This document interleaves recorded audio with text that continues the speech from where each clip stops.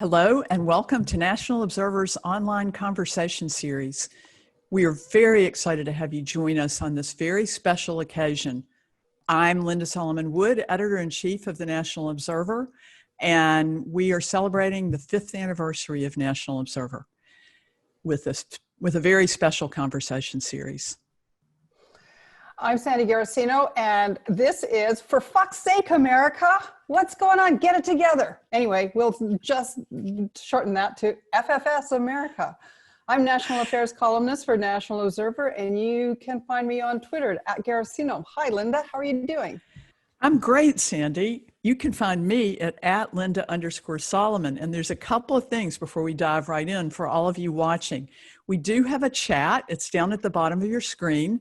And there's a Q&A box for submitting questions during the talk.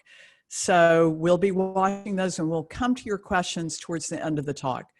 So let's get right into it. From the fly that made a cameo during the Pence-Harris debate, to the horrifying plot to kidnap the Michigan governor, to Trump's return to the White House on steroids, his increasing desperation, his ongoing refusal to commit to a peaceful transition of power, to the many COVID diagnoses that have shaken up Washington. Sandy, what do you make of all this? The insanity of it all. I mean, I still, when this man was elected, I thought this is going to be absolutely horrible, but I don't think that anybody could have predicted a pandemic where the president becomes a super spreader that takes out the entire White House and the entire Joint Chiefs of Staff who are all at home isolating, and he's on steroids, tweeting away, and clearly mentally unfit. I mean, right now, just completely mentally unfit.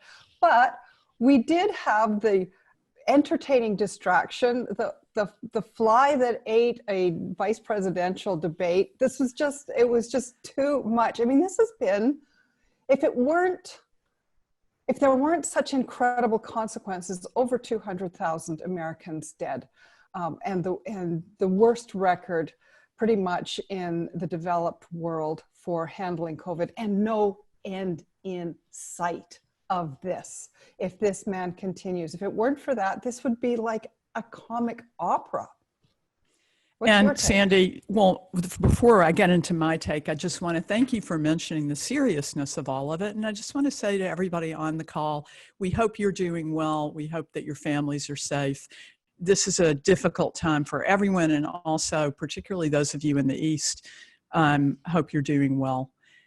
In terms of what I think about it, I think I've never seen, I've seen times in America where things were in a way worse because we were at war. There were people, under Bush, there were thousands of Iraqis being killed. It was, many terrible things going on, but there has never been a time that is just this absolutely insane.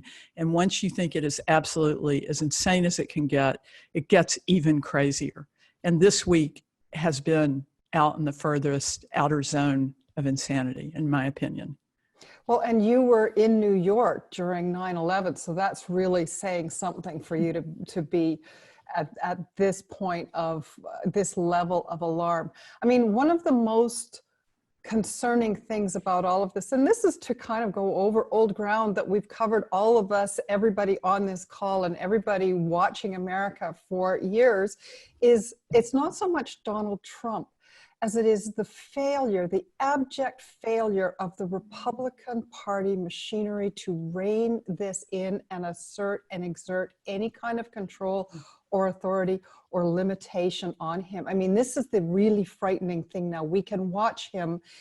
We are watching a maniac who has the nuclear weapons, which he's, by the way, ignoring, because, by the way, the guy who has the whatever you call that thing, that the nuclear box, the suitcase, he's got COVID and he's in isolation. So I guess there's somebody else who's holding. The point of it all is, how did America get to— Wait, are you serious? That guy actually, you read that? That guy has COVID. Oh, there are 34 people in the White House with COVID. And the guy that carries the nuclear suitcase has COVID? Pardon me?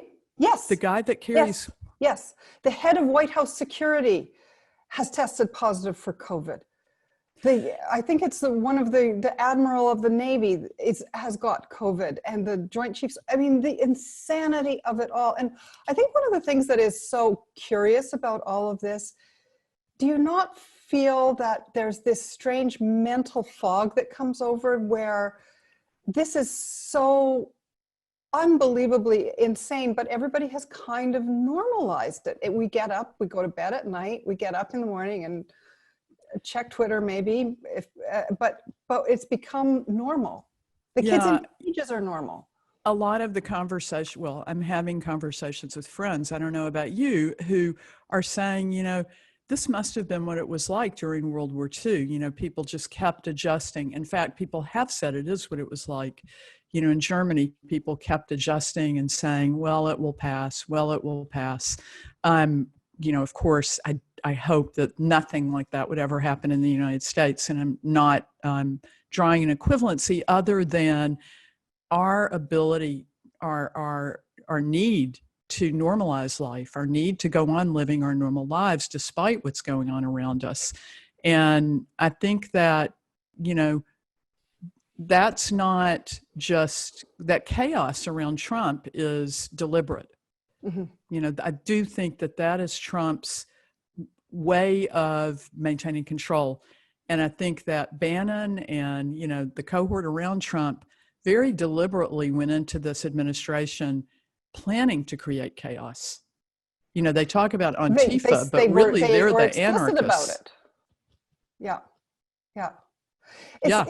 It's interesting when you talk about the normalization during World War II and during the rise of Nazi Germany. I've been reading a memoir by Stefan Zweig, which I can't recommend highly enough to everybody, called The World of Yesterday. And he was an Austrian Jew who lived through all of these experiences, both World War I and World War II. He said something really interesting. I was just reading it last night. Didn't think I would be talking about this today.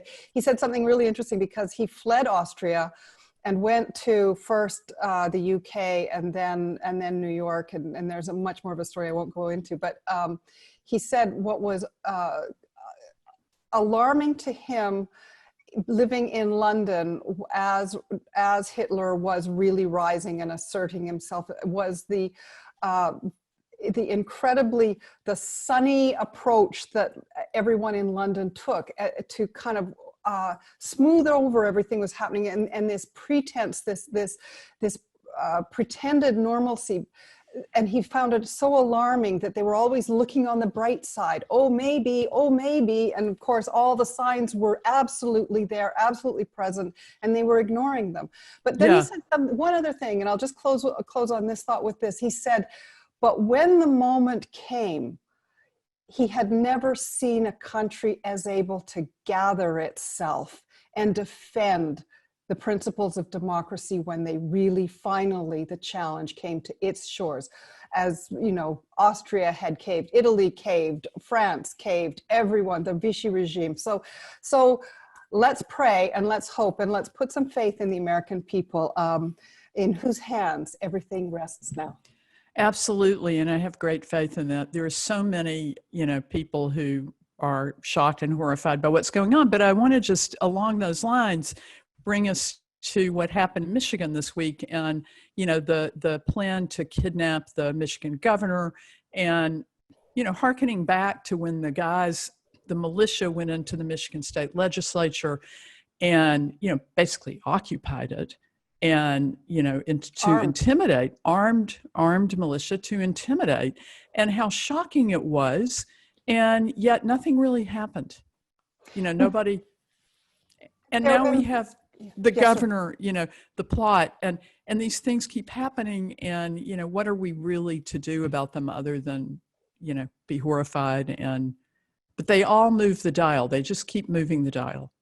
Well, On the surface, nothing is happening. This is something that I think is quite the FBI were investigating them. Yes, that's true. They were preparing charges. They have charged Yes. other individuals. They have been watching these chat rooms. They not only were watching the chat rooms, they infiltrated this group. More than one person had infiltrated this group, so from the FBI. So I have a certain degree of comfort in the fact that Director Wray of the FBI continues, and so does the Department of Homeland Security, continue to underscore the threat of white supremacist terrorism and its very real threat to America.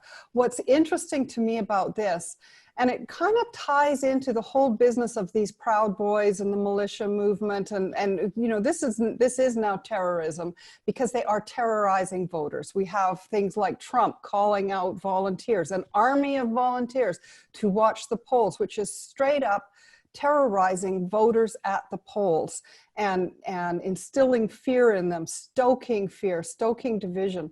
One of the things that I think is so key in all of this is the gendered nature of it. We don't talk about that, but women are breaking for Trump 2-to-1, and that includes suburban women voters, white women voters, white college educated, and even now Trump is losing the white non-college voters, even in the Midwest.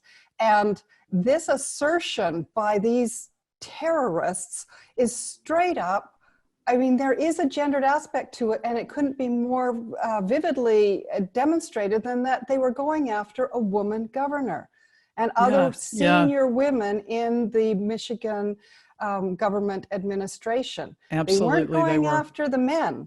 There was no attack on Gavin Newsom or any of these other people. So I hope that women are going to assert themselves in this election. Well, that brings us to predictions for what's going to happen. I know what I think is going to happen, as we've been talking about, like, you know, I think there's going to be a big blue wave for Biden, and I think it's going to sweep Trump out of office. And I really see it coming. What about you, Sandy? What's your prediction? Well, touch wood. My computer's on wood, and I'm just touching wood everywhere.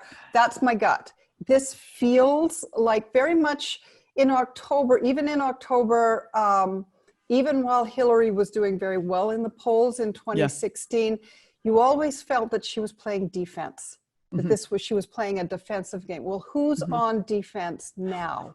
They've done a great job of keeping him on defense. And I mean, Joe Biden's campaign, glory hallelujah, those people and that campaign, that candidate and Kamala Harris have been pitch perfect throughout this entire thing. I love how they have pressed a message about unity and America coming together, and economy, jobs, COVID, healthcare, and they've been so disciplined, and it is starting to really pay off. And what we're seeing out of the White House now, this madness, a lot of it is absolute fear, because the one thing that Donald Trump fears, maybe even more than death itself, it would appear from his COVID, losing is being a loser. Right. Being a loser, a sucker, a loser. I mean, this is going to be the final defeat, but it feels like a groundswell election. It feels like a landslide, no? It really, really does. And I have great faith in that. You know, I think people are out there, they're organizing on the ground. I think that everyone knows how important this is. This is a turning point for America. If Trump stays in for another 4 years, America's never going to be, you know, God knows when America's going to be.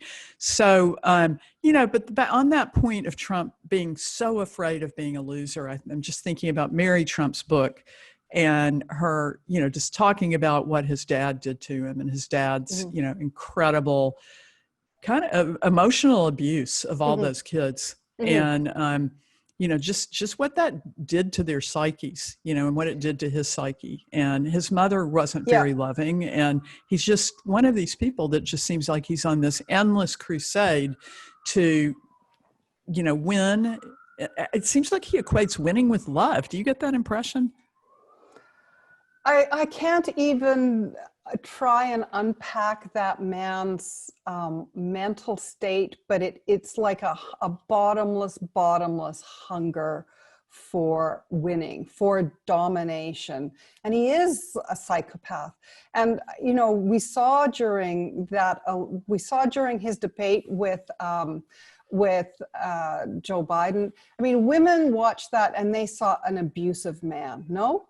I mean, yeah. I don't think there is a woman alive who has suffered physical or emotional abuse that watched that debate and didn't know exactly what she was looking at, and probably most other women who haven't experienced that.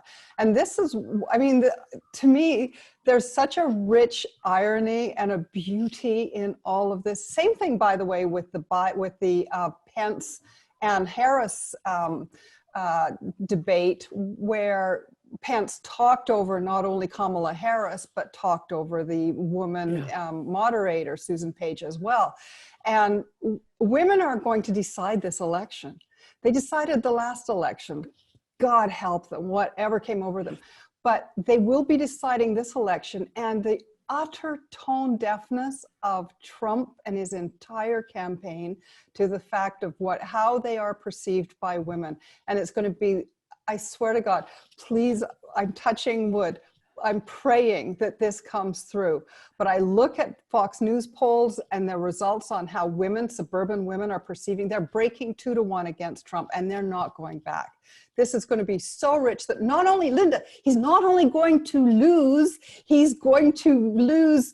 It's going to be pussy power. It's going to be so hilarious. The women are going to take him down. Oh my God. He is. He has it coming, man. He really does.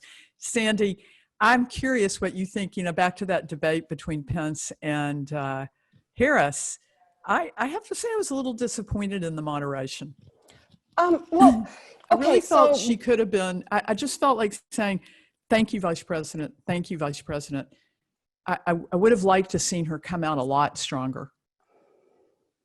What could she have done? I have some thoughts about this, but I'm curious about you. You have moderated events. What do you think she could have done in that? I think that she could have done more of what Chris Wallace did, which was to say really strongly, stop, your time is up, and turn away from him. I think I thought it was fascinating because she kept giving him leeway and he kept taking more and more time. Thank you, like Mr. a little Vice President. kid that gets the, oh, well, mommy doesn't really mean it. But people were critical of Wallace as well, that he let Trump walk all over him. I didn't think that was fair. I thought he did everything that you possibly could have been done other than cut the microphone. Which he didn't have the power to do. No. But here's something I had. But it's very challenging. It's very challenging. I had this thought. All of this is too late now because we're hearing about council debates and this, that, the other thing. But I had this thought that at a certain point, you just say, okay, stop. We're stopping this debate right now. I'm going to reiterate the rules, and you will abide by these rules. Or I will stop you firmly. And There you go. There you go. You should moderate the next debate if it happens, Sandy. I'm putting you up. You should do it. But I think, I think a moderator is there. And I've had many failures myself at this. So I know it's really hard, but a moderator is there to, be sure that the rules are followed. Mm-hmm. So if we do have more debates, and I hope that, God, every day there's a different story. He may change his mind tomorrow. They may change their minds. God only knows. God only knows. Yeah. I mean, really, it's going to get worse. FFS America. It's going to get worse before it gets better. We are about to go through the doorway, the burning door. We are. The gates of hell. The ring of fire. He's going to try and incite violence. I do believe that he will. Well, he does every day, in my opinion. Yes, he's he constantly inciting violence. Yeah. I mean, he incited violence in Michigan, which is so horrifying, why it's doubly horrifying that actually people were plotting to shoot up the governor's house. And even when the plot is revealed and the governor says, as she absolutely should, that this was egged on by the president, and she has asked him and asked the White House to tone it down, to tone down the rhetoric, and he immediately cranks it right up again. And there will be blood. We know this. And can we take a moment just to stop and say how brave it is and quite amazing it is for anyone to be involved, and particularly women, though, in U.S. politics right now with Trump in power? Yes. Yes. I mean, I think it's unimaginable. The average person, I think, has no real concept of the threat level that public figures, and particularly women, and particularly women political leaders. And particularly women of color. May I please add that, like what we saw happening, with Representative Ilhan Omar. Thank you so much. Yeah, absolutely. That's what I'm thinking. And the targeting of her, the very deliberate targeting of her as a woman of color. I mean, I can't even imagine. I have a little bit of personal insight into the level of security that is required, and it's beyond people's really comprehension. They must be, I can only imagine that every day they wake up and question whether they should keep doing it. Like, I don't think people, when they go into politics, expect their lives to be on the line. And their families. And absolutely, more than anything else, their families. And the trauma to their families. It's a difficult thing for media as well. For instance, when there was the attack on the Prime Minister, Canada's Prime Minister's residence, when someone drove a truck through the gate, got out of his truck, was armed, and was on the grounds and looking like, just imagine being, the Prime Minister was not at home. There was nobody there.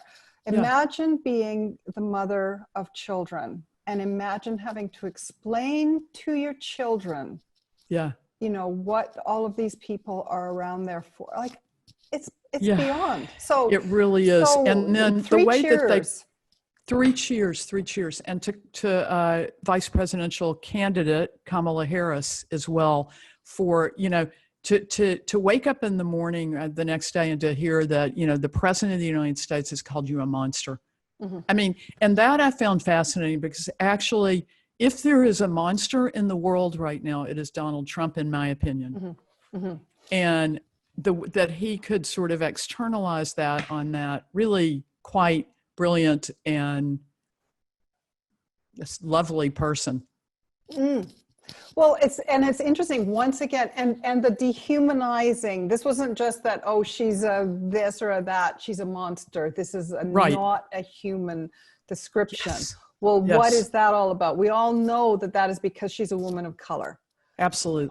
This is all racialized and gendered. And it's interesting because I've been following a little bit of how this is being viewed and received in Republican territory, and Republican women are pissed. They are a lot, we see the ones who come out trailing along their husbands and all the nutters that we see on social media. Oh, my rights are being trampled, all of this kind of stuff. But there's a broad sentiment. There is sanity, and Republican women are just like, they're watching this and they're going, this is the end for years for our party if this keeps up. Yeah, well, let's hope so. I was talking last night with the former director of CSIS, Dick Fadden, and he made a comment which, I think many people made when Trump came into office, or during the Trump campaign, actually, during the last election. He said that the lid on the Pandora's box has been lifted. I'm paraphrasing. Mm-hmm. And, a lot of things have been let out that simply were not acceptable before that campaign. They were under the surface always, for sure. But the fact that they've become so, it's okay to call somebody a monster publicly like that. It's okay to, demonize, to make fun of, to insult, like, what we've been through for the last 4 years. I really think that we all are suffering from a little bit of PTSD because we're not, we weren't used to this before this happened, before Trump. And now it's the norm. And, what does that really mean, Sandy? I feel like it's been 4 frickin' lost years, Linda. I've been watching this whole saga every day for 4 years. But the one thing about Pandora's box is there was one thing left in the box when she closed it. Do you know what it was? No. Hope. Mm. She let out all the demons, but she kept hope.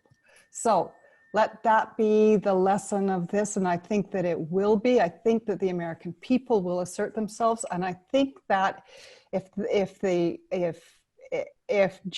there's justice in the world, the Democrats are going to get a trifecta. 538 that would be today. So great.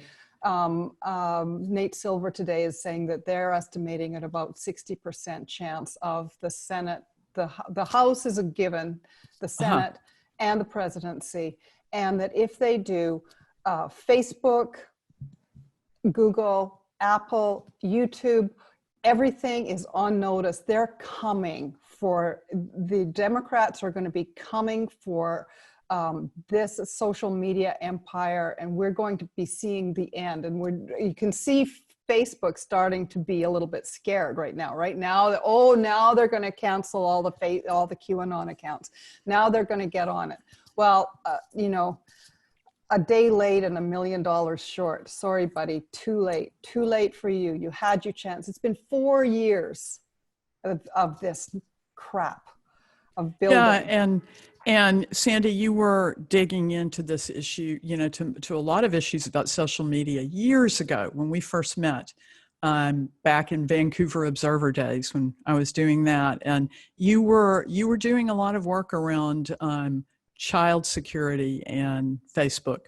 That was really way ahead. You were way ahead of your time, lady. Everybody said, "Oh, you little lady, you don't understand the internets, the interwebs. You don't know your way around." I just remember it was 2012 when I first got into this, and when I saw how shockingly inept, how totally inadequate, not only inadequate, but zero corporate culture, professionalism around security. I actually had conversations with other lawyer friends of mine who were also involved in this, and we said this is going to threaten democracy in 2012.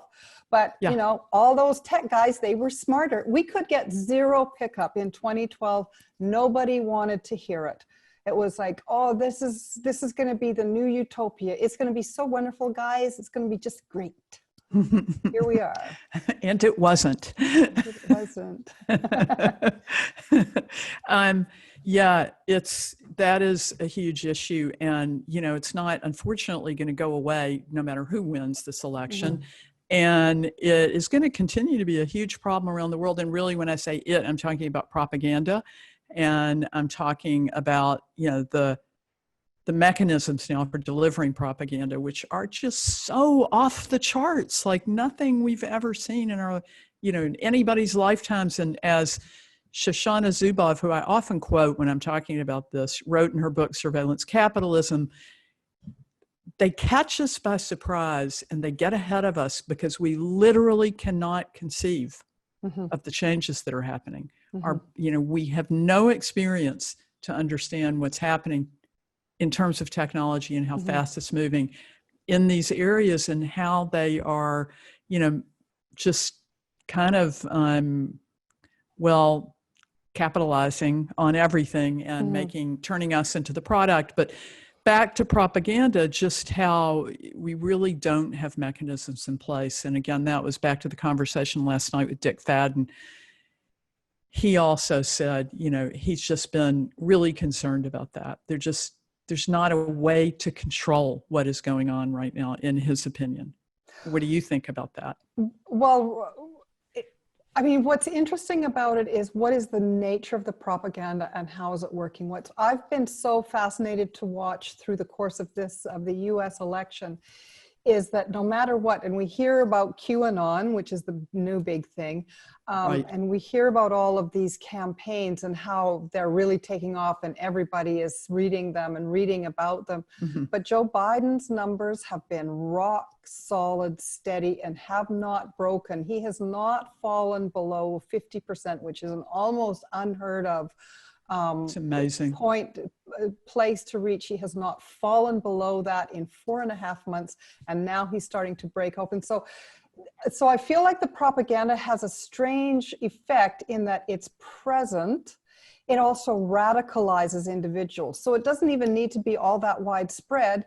If you've got, 6 jackasses who are prepared to pick up guns and go and try and kidnap the governor of a state.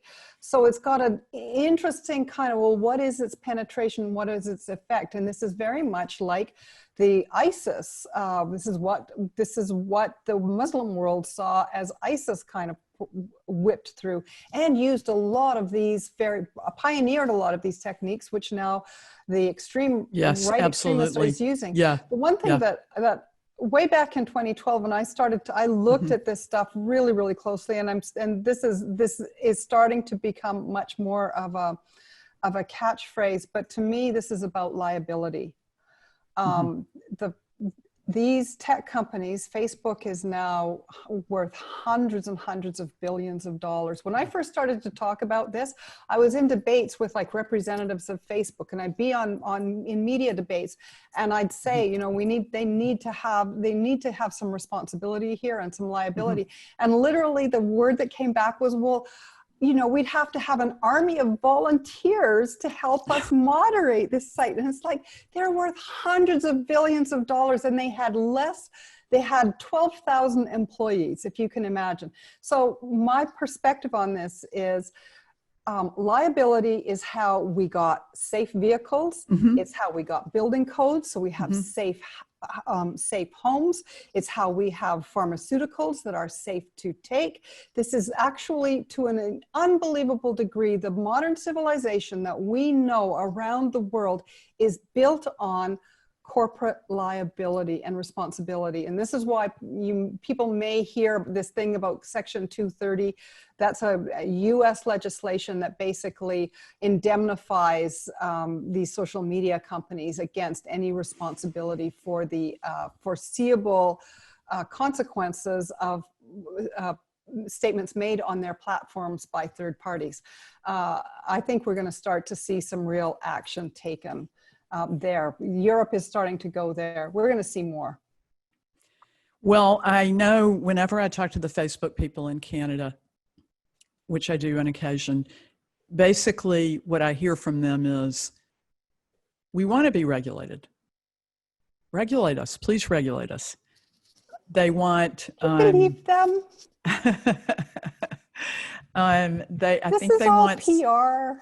I think they want certain kinds of regulations and not other kinds of regulations. But back to what you're saying about liability, it is so unthinkable that like a publishing company would have no liability for what it publishes. Like, we have to be so careful about what we publish. Please explain to me why that there's a different rule for social media platforms. Well, I don't know if I'm going to be able to do this exactly right because I haven't thought of it. It's a very detailed, complex area. But if, for instance, the telephone companies, to use an old kind of metaphor, telephone companies are not liable for what people say on the phone, but publishing companies bear responsibility and liability for what they publish. So the question is Facebook like a phone company, like a telecommunications company? Is it a pipeline, or is it a publisher? And we're dealing with the internet. All of these questions are brand new because this didn't exist before. We're having to make the rules as we go along. What I say about liability is that if Facebook, if Facebook was liable for jurors' awards for punitive damages for the things that have been done on its platform that it could have reasonably foreseen, the results, the suicides, the murders, the deaths, the incredible damage, the live streamed deaths, murders, the lives destroyed, the suicides of children. If jurors had the power to impose punitive damage awards on Facebook, Facebook would solve this problem tomorrow, and they know it. And Sandy, but they don't want that. We're going to have a conversation just about this at some point, but let's get back to and that is the backdrop for so much of what has happened. So thank you so much for that. I want to get into the issue up in front of the United States, which is the Supreme Court seat that is open. What do you think is going to happen? And do you think that the Democrats will, if they are elected, will try to add some new seats to the court? Well, I think they're signaling that they will. They don't want to answer the question. I would be very blunt about this if I were 10 points ahead like Joe Biden is, because the average American, they don't understand all this stuff. They don't really care about all of this stuff. You know, Joe Biden doesn't want to lose the narrative to, oh, you're just a radical, da da da da da. My take would be, I would tie it explicitly to the appointment of Amy Coney Barrett and say, this is the Republicans will write this script. If they are going to violate all of their own standards and violate the standard practices and the accepted practice of this government by appointing somebody in the last 3 weeks to a lifetime appointment on the U.S. Supreme Court in the dying days of a discredited government that is about to lose, if they're going to do that, then we will overturn that result. We cannot remove her. We have no power to remove her once she's there. But if you're going to do that, then we will even this out, because the Republicans are, as a completely discredited government, about to impose a 6-3 Republican judiciary, despite the fact that Democrats have won by the popular vote 4 out of the last 5 elections, and they're about to win a 6th. So, but it was an amazing point that Kamala Harris made during the debate about the federal judges as well, that Trump has gotten to stack the court full of federal judges, and not one of them is a person of color. Sandy, thank you for that. I'm looking at questions that are coming in from participants, and I want to might paraphrase them a little bit, but one of them we've touched on. Let's go a little bit deeper into it. What happens if the Democrats wins? What are the Democrats' options if the Republicans insist on disputing the election results and don't accept it? It's interesting. There's a very interesting podcast, by the way. Preet Bharara has, the former U.S. attorney for the Southern District of New York, has a wonderful podcast on legal issues. And he just recently interviewed someone whose name escapes me at the moment, but who is the Democrat legal expert on this. And despite all of the kind of inflammatory rhetoric that we're hearing, the powers, the opportunities that the GOP has are very, very limited. There are a couple of things that they can do, but this would be, the court might be able to settle in very rare circumstances an extremely close state election. You know, we had this over the Bush versus Gore and the vote count. That was settled because Gore conceded, but it could have gone further. So it has to be a close vote. I don't think this is going to be a close vote. The other alternative, the other possibility is that certain state legislatures, people are talking about Pennsylvania, which, although it has a Democrat governor, has a Republican state legislature, and they talk about Florida, that if those states went to the Democrats, that they would just appoint electors. The governor has the power, and the state legislature, depending on the state legislation, has the power to appoint their own electors. And some people are saying that these electors are not bound to vote according to the outcome of the actual election. Well, I looked into that a little bit, and if the Democrats win the Senate outright, let's hope for that. If they win the Senate outright, then they are sworn in, the new senators are sworn in on January 6th. And then they decide, the new House, if the Democrats take the Senate and the House, they get to effectively decide whether they're going to accept elector votes that are in violation of the electoral outcome, the vote outcome. So I think there's a lot of talk about this. I know that obviously Donald Trump is trying to do everything that he can, but his options are actually more limited than I thought they were when I was starting to read some of the more concerning literature. There's been an article in The Atlantic about this, for instance. Yeah. It's a little bit concerning. Yeah, that was definitely concerning. And as a follow-up to that, what do you think the implications are for Canada if Trump really just won't go, if he refuses to vacate the White House and he has his Proud Boys out in front of the White House gates? And well, there's a certain, there's the whole thing, well, what does Canada do? I mean, if the vote is clear, Canada has to finally in some way make a statement in standing up for the democratic result of a democratic election. This is what we would do in Azerbaijan. It was what we would do anywhere else in the world. And I think that the onus falls on us and on all major governments in the Western world and democratic governments to say that, to call for the will of the people to be respected. But I also think that there's an awful lot, all this talk about the Proud Boys and these extremist militia, etc. I think that a lot of this is about voter intimidation and not a real reality. If Trump is a loser on November 4th, I don't know that many people are actually really going to come out. And this idea that a lot of them have, and we hear it all the time, and we see it when police, for instance, in Kenosha, refuse to, or they just kind of look the other way when somebody's shooting protesters. But there seems to be this idea that they've infiltrated the law enforcement community, and the law enforcement community and the military is somehow going to what?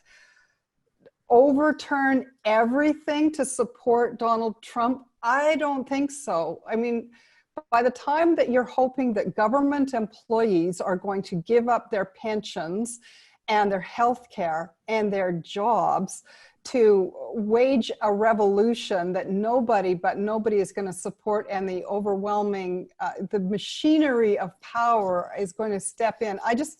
By the time you're relying on basically civil servants, which is what police are, they may look the other way when protesters are attacked. You don't see a whisper, do you, in Michigan that somehow the FBI should be overturned and that this is all wrong. You see sheriffs here and there, but wow, really? I haven't seen that. That's scary. Oh yeah, there's a sheriff out there in Michigan going, well, you could say that they were, violent, but on the other hand, maybe they just were, unhappy with the governor. Wow, just some men out there with guns. But you're not going to see that from the real machinery of power in law enforcement and the military. Yeah. Okay, so there's a few questions that are kind of follow up on that, or sort of asking it in different ways about, what would your advice be to Trudeau if Trump won't vacate after? Well, no. The question is just, if you were Prime Minister Trudeau, how would you plan for post November 3rd? How would you plan for either a Biden or a Trump? This is such a hard question because, obviously Trump is going to do everything he can to stay in power. And we're assuming, aren't we, that Biden is going to win. I mean, if Biden loses fair and square, by the vote count, an unthinkable result, I think that presents a really serious challenge to all governments, but Canada maybe more than any other, because we're kind of alone here on this continent, apart from Mexico, which is not, which we don't share a border with in any way. This is a real serious issue, and it's going to affect law enforcement. It's going to affect security, national security, our intelligence. What is the sharing of our national intelligence? When we start to see Trump saying, well, you know, we want to, where's the indictment against Barack Obama and Hillary Clinton? There's been a presumption, you know, I was alluding to it earlier with the Stefan Zweig about how the British word, the presumption of regularity is really, really powerful. And we see it every day in how we just kind of learn to go about our business. But I do think that if Trump is reelected, this is a very pressing issue, because the man clearly lies. He politically interferes in every department, and I think it's going to be a crisis. Look at our refugee position, our national security. It's hard even to think about what advice I would give. I don't have the expertise, but I think that we have to face as a nation that we have to suspend the presumption of regularity and good faith, that the US government is acting in good faith. If Joe Biden is elected and Donald Trump refuses to vacate, then I think we have to very forcefully call on the American government to enforce the will of the American people. Thanks, Sandy.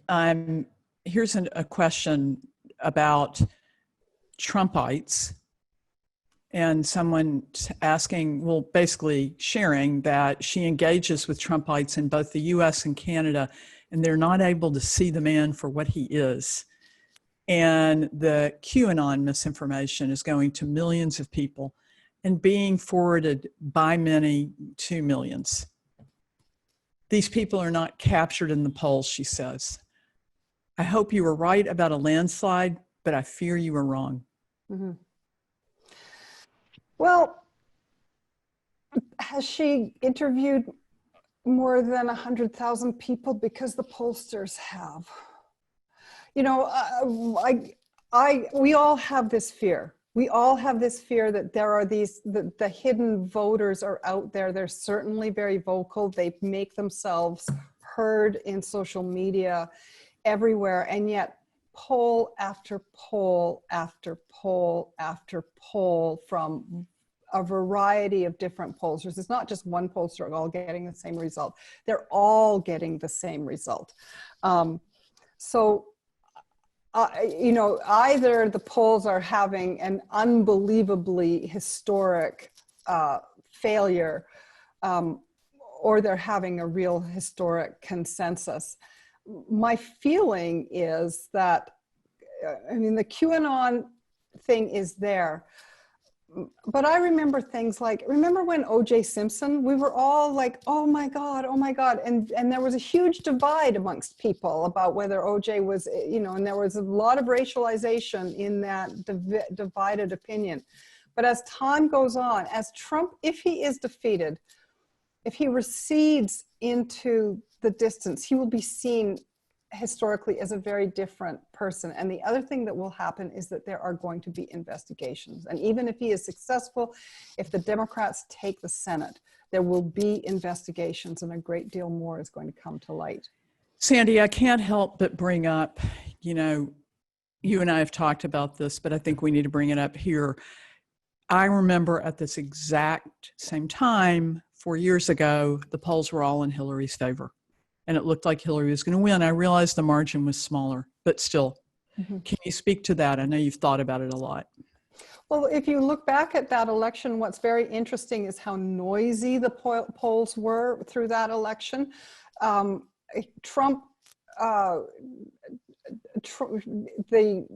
the advantage was traded a couple of times in the course of that election, and there were big swings related to news events. And I believe that the actual election on November 8th was a big swing related to a particular news event, which was the Comey letter, which took place while people were voting. You know, early voters, mail-in voters, those were all happening at that time when the Comey letter came. Remind us about the Comey letter. The Comey letter, James Comey, the then director of the FBI, wrote a letter, and this was very much, as far as I'm concerned, he knew that pals of Rudy Giuliani were leaking to him, and that they were going to be leaking things about Hillary Clinton all the way through the election. So once he discovered that there had been emails that had found their way onto the husband of Hillary Clinton's, there were emails on one of the devices, and he announced that they were going to reopen the investigation. That was an outrageous thing for him to have done, and he took the law into his own hands, and he violated directives of the FBI. He violated the FBI policy, Department of Justice policy. He violated all the practices, but he thought that he knew best. So I think that election is very much a response to that kind of it was very particular to the nature. But the other thing is, remember what we talked about earlier, how Hillary was really on the defense. You know, all that social media stuff that was going on had her really on her heels. She was in a defensive mode all the way through.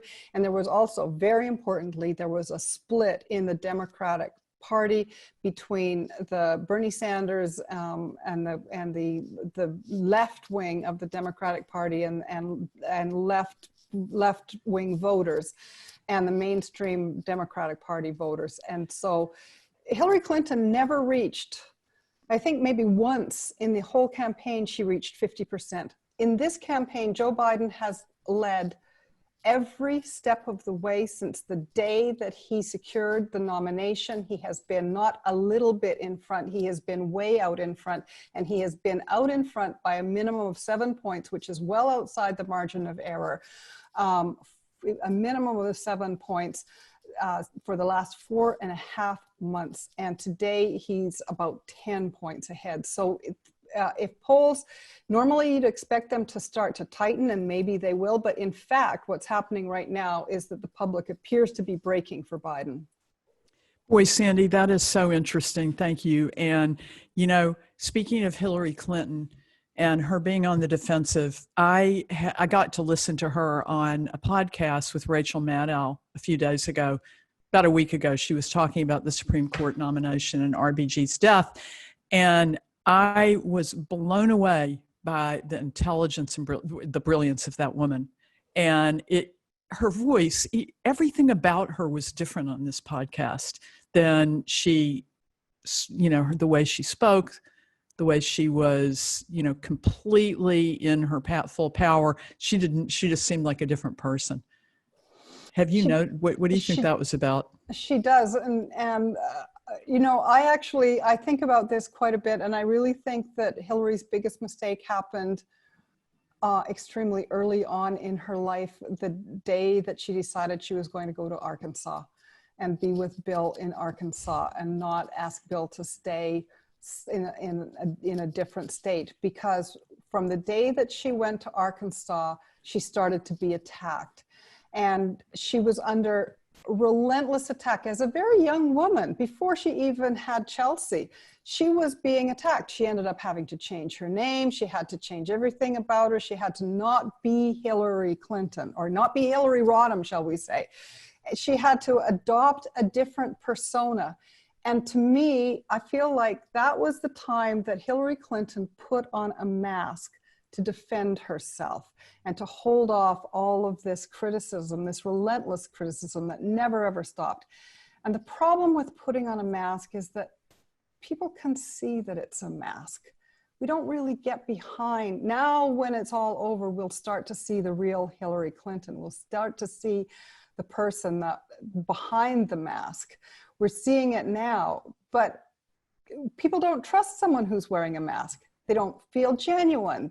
You feel like, well, you can't trust them when you know that someone's wearing a mask. And I don't think even Hillary Clinton understood.